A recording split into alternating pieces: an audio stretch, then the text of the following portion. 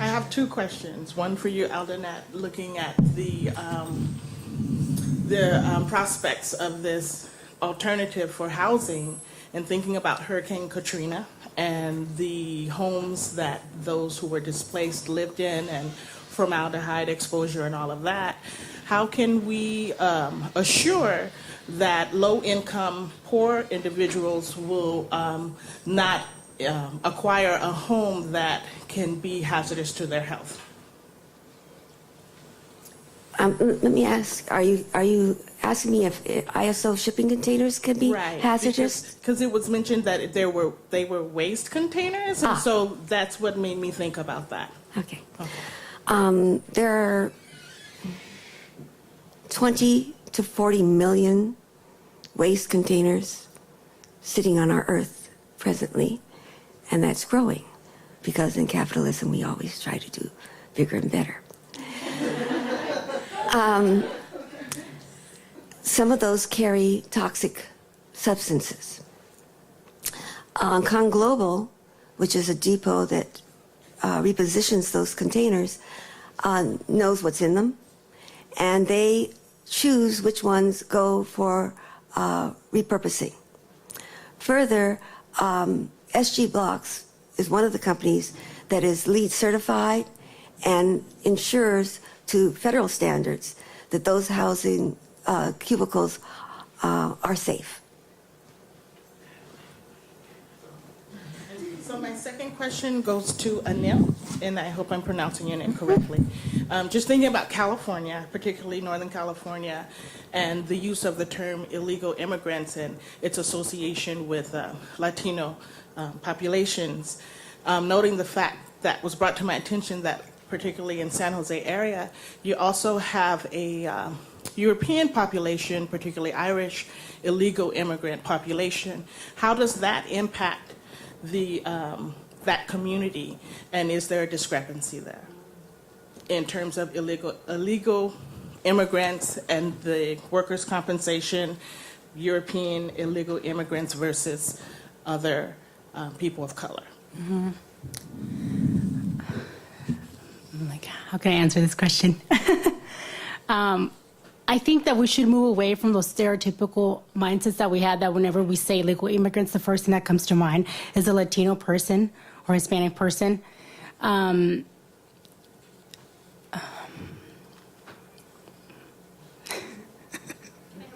Yes, please.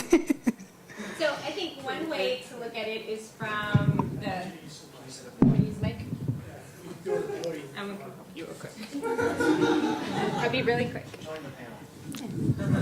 Thank you. So one way to look at it, to answer your question, would be from kind of a society's perspective in terms of how we're fomenting perspectives. Another would be from the legal process. And I think one of the things you found is that the mentioning of race is kind of absent from all of this labor code. So obviously we've decided through civil rights legislation that race should not be the basis for any of these rights. So that's removed.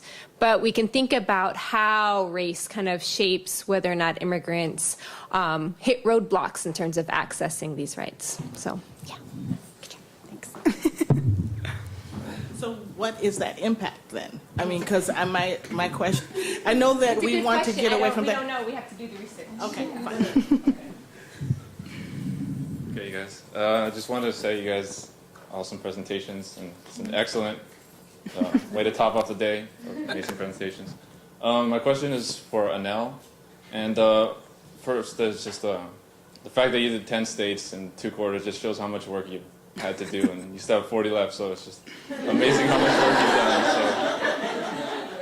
So I really want to commend you on that, because that's Thank you. a lot of work. And my first question is, how often do these legislations change?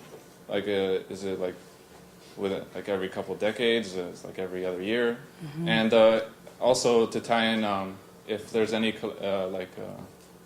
connection to recessions or the business cycle.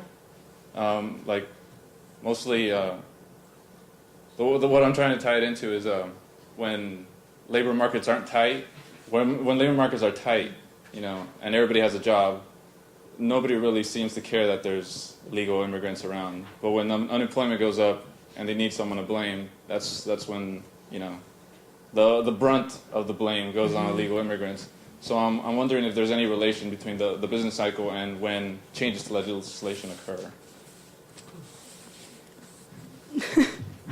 I'm actually sorry to say that I didn't focus on looking at how often the legislation changes, but currently, as we've seen, especially with the state of Georgia, new bills are being proposed to actually exclude immigrants, illegal immigrants, documented immigrants from workers' compensation. And the second question, actually didn't look into that either. So I'm not sure how to answer that question. Not even a question, that's just like a Yeah. suggestion for like... For future research, yeah, that's something, yeah, definitely to look into. Good job, guys.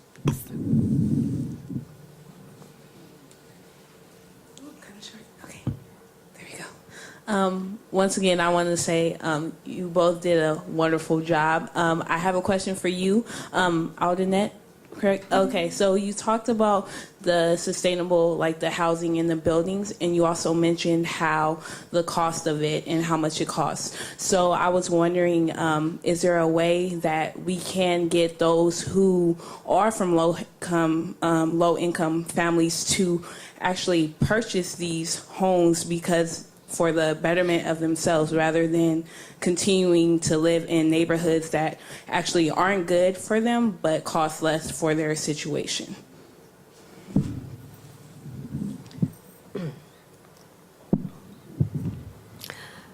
My research focused on the technology and funding at the public level.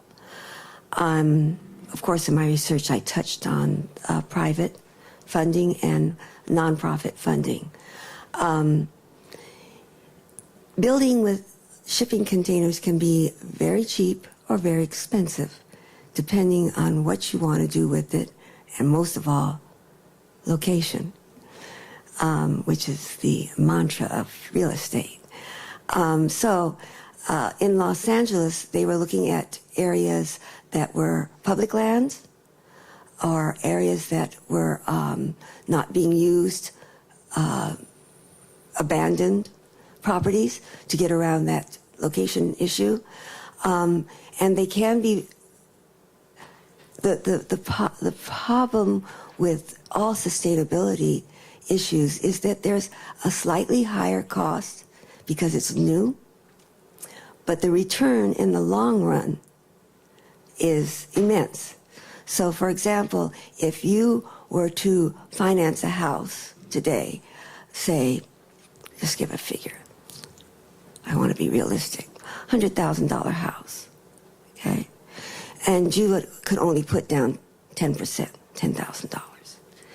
Your return on investment on a recycled house through the less use of the initial construction material, which is usually half the cost of the house or more, maybe 3/4, would drop tremendously. So you would not need to get a loan for $100,000. You would get a loan for $60,000. And then your down payment would be relatively less. Also, if you use sustainable materials, your return to your pocket helps you pay that house off faster because you're not using as much heat or water or electricity. So that's how low-income people can do this.